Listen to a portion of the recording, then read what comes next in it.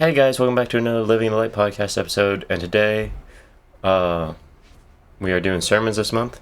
Sawyer should be coming out later this week, I hope, unless he just somehow releases his before mine. He's he's working on his now, should be, so I don't know. I don't know how long it's going to take me to get this up and going, but so today, I'm going to try to do a sermon. I've never preached before. I'm not in Bible college or anything like that. And so, yeah, we're going to try our best shot here. So today my message is going to be on faith, your fear. A lot of people don't have the faith in God to stand up no matter the odds, no matter the consequences. They see something they don't like or they're afraid of, and they just back down. They don't believe that God can help them through this, or that God has a plan for them to go through this. And so I'm going to give three biblical examples of people having faith over fear, or faithing their fear. So today, the first passage story I want to go over is Elijah against the prophets of Baal. Giving you a little bit of backstory, the entire kingdom of Israel had been split in half between Israel and Judah, and every king that Israel had had followed in Jeroboam's footsteps, and they were just evil. And there are some more evil than others and stuff like that. There was only one king in that entire time that Israel was split, and the Israel segment, that they actually had somewhat of a good king. Even he wasn't perfect, though, because he still didn't completely get rid of the Baal worship. So today we're in the time of Ahab. I don't know the AD or the BC for it, but the year. So at this time they had been serving Baal and everything like that, and sometimes they'd go back to God, but then they just swing right back to Baal. And at this time as well, Jezebel and Ahab were on the throne. Jezebel had put out an order to kill all the prophets of God. And so they had scattered, and some had died, and some had went into hiding, and Elijah had been one of those who had went into hiding. After a nap and a snack,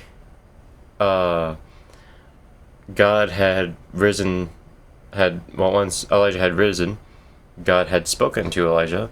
I don't know if he sent him somewhere else first or something. I didn't think to read about that, but he told Elijah to go to Ahab, get this sorted out, because they had been bouncing back and forth, and they need to pick one, either God or Baal. They can't serve both, and who swings back and forth before both. So in verse 1 of 1 Kings 18, he says, "Go and show yourself to Ahab."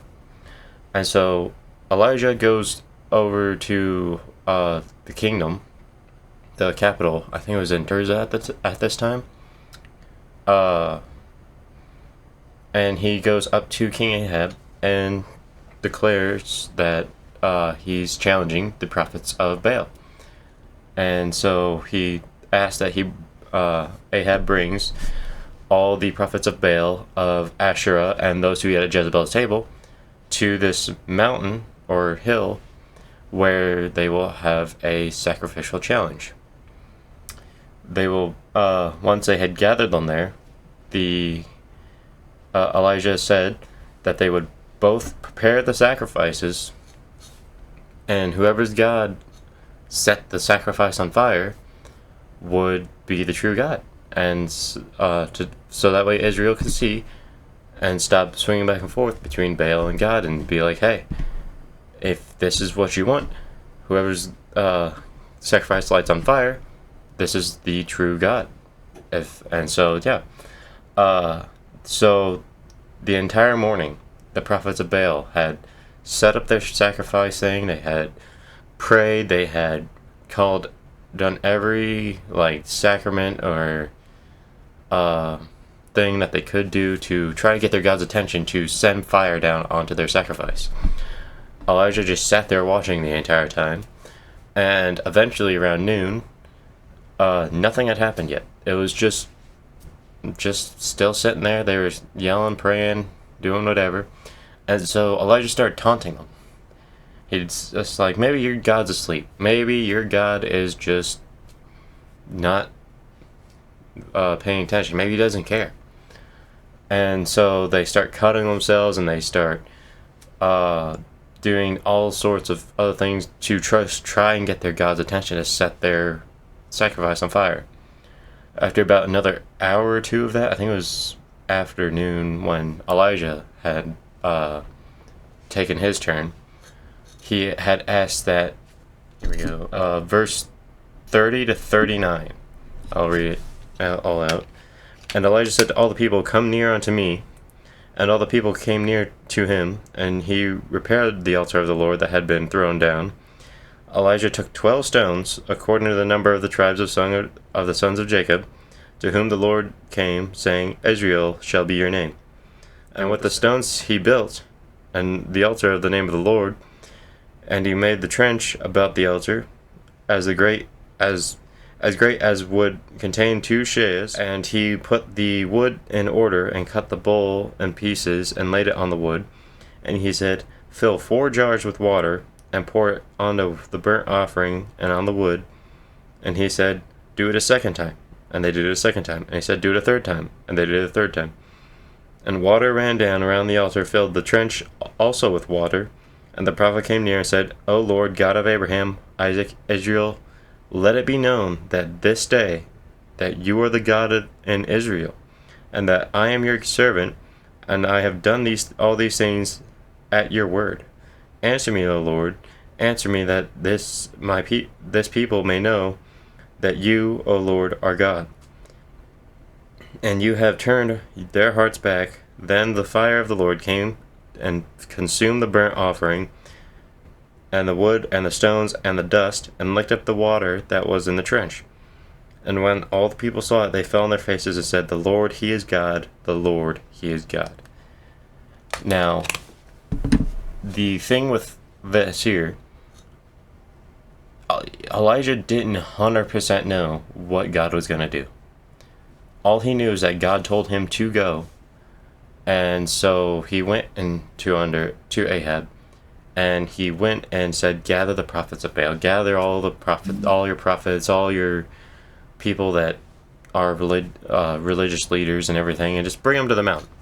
And a bunch of other people came too, because they wanted to see what was going on.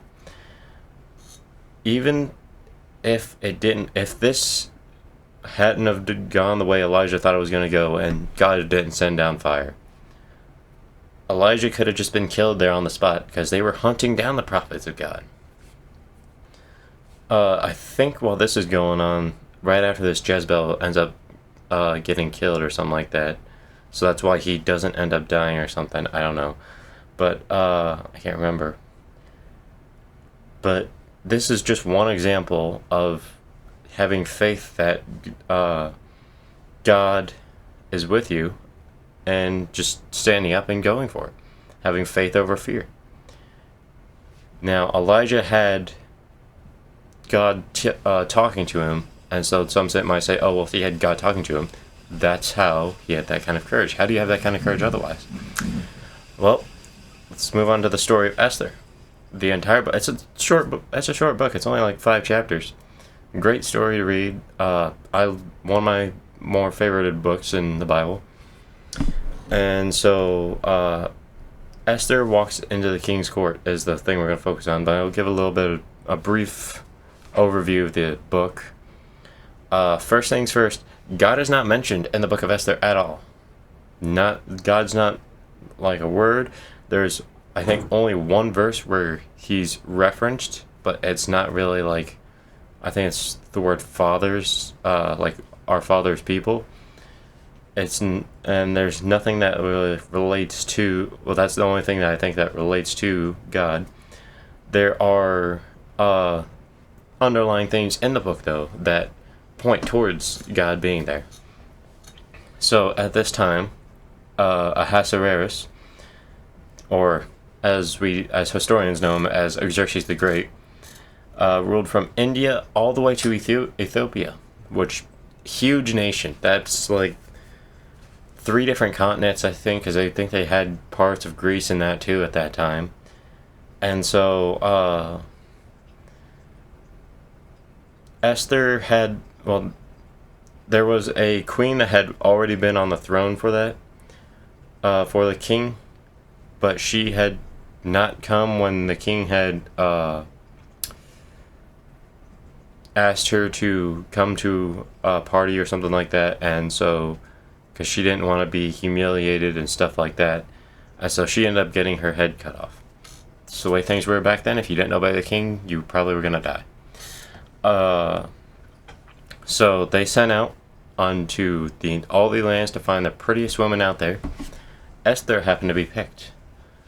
I think she was one of the few Jewish girls, if not the only one. And so Esther was picked as one of the contestants, I guess, is a good word for it. And she happened to be chosen out of those contestants to be the queen. And so she becomes queen, and a little bit with Mordecai's help and everything, who Mordecai is her cousin who raised her after she'd been orphaned. And so he's like a father figure to Esther. Now, I'm just covering like the brief overview of the thing, so I'm not going to go into like every little story that's in Esther and everything. And so, moving away from that real quick, we need to understand Haman. Haman was a prince who had been promoted above all other princes. And so he had this pride that he was better than everyone else, and that he was just greater than everyone and stuff. So the king had commanded that all should bow to him whenever he walked the streets and stuff like that. So Haman was a prideful man. And so when he had been promoted, he went out and everyone bowed, all the servants, all the guards, the people of the land. But he saw one man who didn't bow. It was Mordecai. Mordecai didn't bow because Mordecai was a Jew and he served the Lord. He would not bow to anyone but God. And so Mordecai got mad over one person not bowing. And so he goes home, complains to his wife. His wife says, well, why don't you just have him killed? And he's like, well, how would I have him killed? He hasn't done anything wrong. And as far as he knows, there's nothing he can really do. The queen, not the queen, his wife tells him, well, you could just get his entire people killed. If he's a Jew, just kill the entire population of Jews. And so he figures out a way, and he goes under the king, and he says, in verse Esther 3, 8, and 9, and Haman said unto the king, there is a certain people scattered abroad and dispersed among the people in all the provinces of thy kingdom, and their laws are diverse from all the people, neither keep they the king's laws. Therefore it's not for the king's profit to suffer them. If it please the king, let it be written that they may be destroyed, and I will pay 10,000 talents of silver to the hands of those who have the charge of the business, to bring it to the king's treasuries. The king, not knowing who he's referring to, but he doesn't care. He hears that someone's disobeying his laws and not obeying what he says are the rules. Says, all right, that's fine. Stamps the paper with his ring. And so that's the order sent out to that all the Jews are going to be killed. Every single one of them. And that would include Esther as the queen.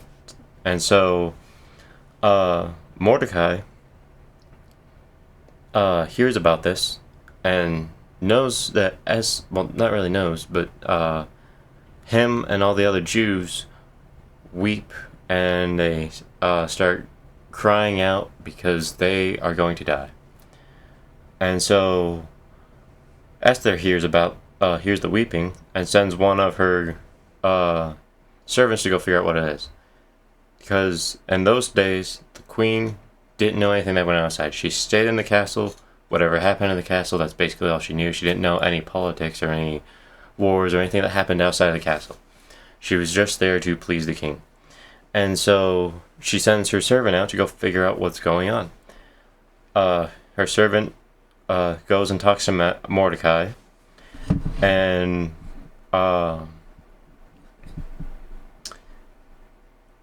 she sends, and after he talks to Mordecai, he comes back with a decree that had been sent out, and with a message from Mordecai. And Mordecai, she's shocked, but Mordecai, in the message, it says that he charged her with fixing this because she was really the only one who could do anything about it. And so he says that she has had to go before the king and try to get this reversed or stopped or annulled or just stop the killing of the Jews, because she was one of them and she'd end up being killed too. And so the problem that she had, why she was hesitant about it, sorry, I got the hiccups now. So why she was hesitant about it is because if she went out in front of the king and the king did not raise his staff, then she would die. She would be just sent to the gallows instantly and killed, because he didn't call for her and he didn't want to talk to her, and she disrupted or disobeyed him and came in when she wasn't supposed to. And so if he didn't hold out his gold scepter to her, she would just end up dying anyways.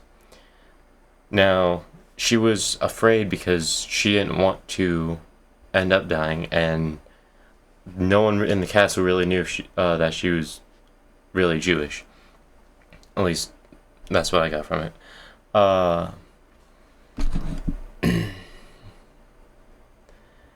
So after a little bit of courage from Mordecai and a little bit of talking back and forth, she ends up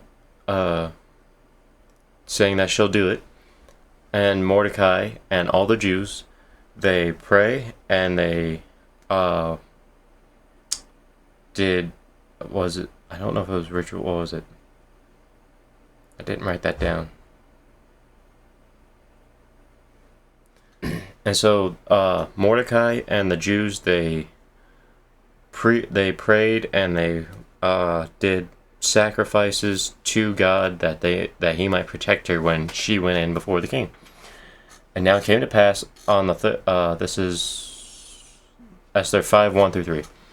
Now it came to pass on the third day that Esther put her royal apparel and stood in the inner court of the king's house, over against the king's house, and the king sat upon her royal throne in the royal house, over against the gate of the house.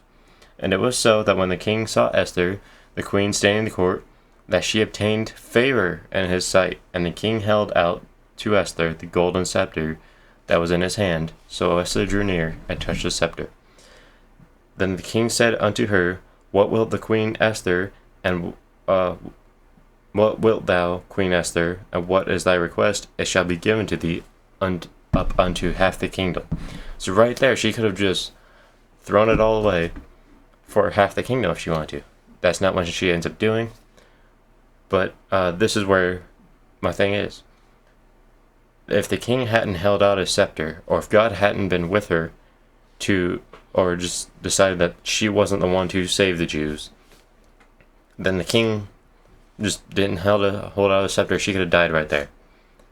She didn't know for sure that she was the one to go do it. She didn't know for sure that God was going to be with her or anything like that. She just had to take that step. And yeah, she had friends and family to back her up and say, hey, we're here. We're here for you, but you are the only one that can do this, and you're the only one that can go. And so she had faith that she would be protected, I think. Well, in my opinion, she had faith, because if you didn't have faith, why would you do that? Why would you step before that, walk into the king like that? And so, she ended up getting favor of the king, and she ended up saving the Jews in the end of the story. I encourage you guys to read that book, because it is an amazing book of the Bible. And I can't cover it all in one sermon, even though I tried to put as much of it in there as possible. Well, I didn't. I guess I just overviewed a lot of it, but yeah. So, and God doesn't work through. There's 3 points I want to pull out of this, and that's God is always there. God doesn't just work through miracles, and He shows His providence in this book. He may not be mentioned in the book at all, but He's still in there in many different ways. God is invisible and with you always, no matter where you are. And so the last story I want to go over is Shadrach, Meshach, and Abednego.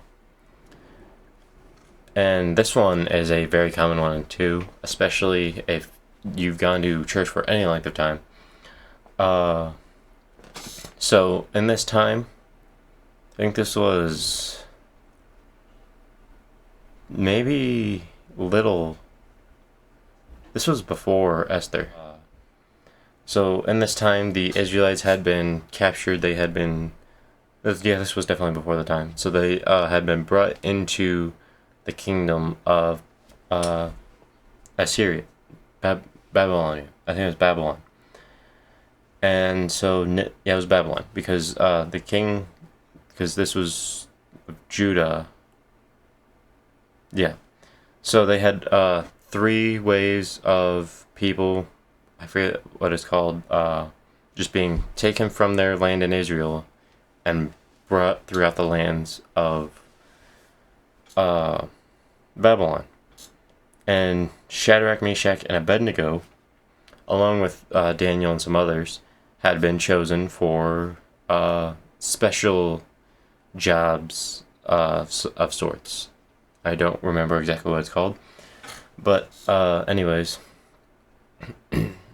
they had gone through these things, and they had gotten these positions as wise men, basically.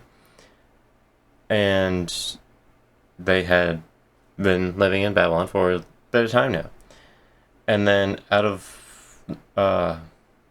a bit, Nebuchadnezzar made a calf of gold that whenever the instruments sounded, that all were to bow and worship it, and any who didn't would die. They would be thrown into a fiery furnace to burn to death. Now Shadrach, Meshach, and Abednego, these weren't their original names, these are the names that the Babylonians gave them. Just Shadrach, Meshach, and Abednego, they were still loyal Jews. They didn't serve any other gods. I think a lot of the Jews at this time ended up like falling into other religions, and they intermarried and stuff like that. And Shadrach, Meshach, and Abednego were people who didn't, and since they were such high ranking, they were seen more. And so when the calf was made, and the horn, the cornet, and the trumpet were all sounded and stuff like that, just the instruments, there's like a couple of different instruments, they didn't bow. And other wise men or princes saw this and reported back to the king. And they're like, hey, there's 3 guys, they won't bow, and they won't do as you said. And so Nebuchadnezzar goes unto them and says, hey, you will bow at the trumpet sound, or we will throw you in the fiery furnace. And Shadrach, Meshach, and Abednego answered and said unto the king, O Nebuchadnezzar, we are not careful to answer thee in this matter. If it be so, our God, whom we have served, is able to deliver us from the burning fiery furnace, and he will deliver us out of thine hand, O king. But if not, be it known unto thee, O king, that we will not serve thy gods, nor worship the golden image which thou hast set up. That's Daniel 3:16 to 18, by the way. And just going over these verses here. That's Daniel 3:16 to 18, by the way. And so they basically were saying, we have faith that our God will protect us in here, but even if he doesn't, we will still serve him. It doesn't matter if we don't end up if we don't end up living, we'll serve him until the end. We wouldn't have done anything differently. They had faith in God that much that they were like, you know what?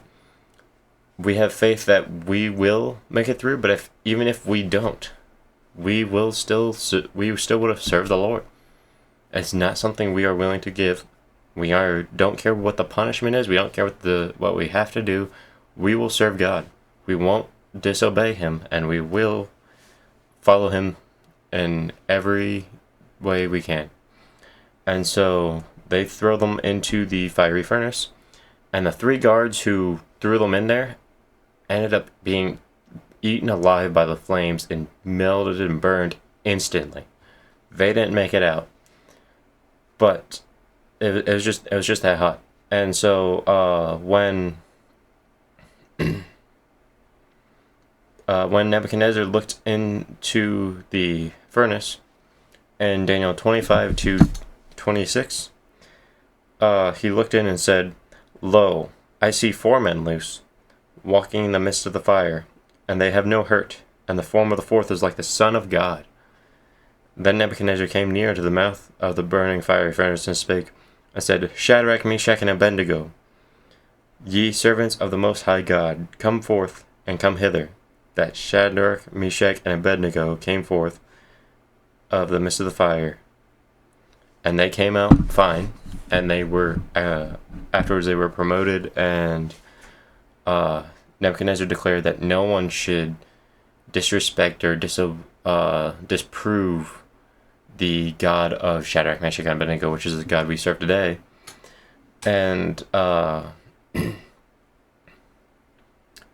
think that really was one of the main turning points for Nebuchadnezzar, because this is in the story of Daniel, and later on, I think Nebuchadnezzar gets saved, but still, Shadrach, Meshach, and Abednego, going back to topic, had faith that they would make it through. Even if they didn't, they still had faith that they would make it through. And so sometimes you don't have anyone to back you up. The only ones that they had to back up was each other. If they didn't have any other Jews or anyone backing them up or anything like that, they just had each other to back them up. And even then, if you don't have anyone to back you up, still stand for God and do the right thing. Do what's right no matter what the consequences are. And it doesn't matter what the punishment is, doesn't matter. As long as you're doing what's for the Lord will be with you, and he has a plan, and as long as you follow that, you should be good. You'll make it through. And so that's my message for the day. It's probably rough. I'm not much for speaking, but I'm trying. And so that's all I have for my sermon. I guess we will go into prayer. Dear God, I pray that you would just be with the people who are listening, just be with the message, Lord, that you would have it reach out to people who need to hear it. I pray that you would be with the people listening right now, Lord, that you would help them to stand during trials. Help me and them just stand up when we need to and have the courage and just follow you no matter what the consequences are. Even if we do face persecution or and I know there's people around the world who have different things that they're dealing with, and some being persecuted, some being thrown in prison for stuff like this, Lord. But I pray that you might be with them to help them have the courage to keep speaking for you and standing up for what's right, Lord. Pray these things in Jesus' name. Amen. And I will see you guys in 2025 after the New Year's. So I hope you guys enjoyed the sermon, learned something from it, got something from it. And yeah. Anyways, see you guys next month.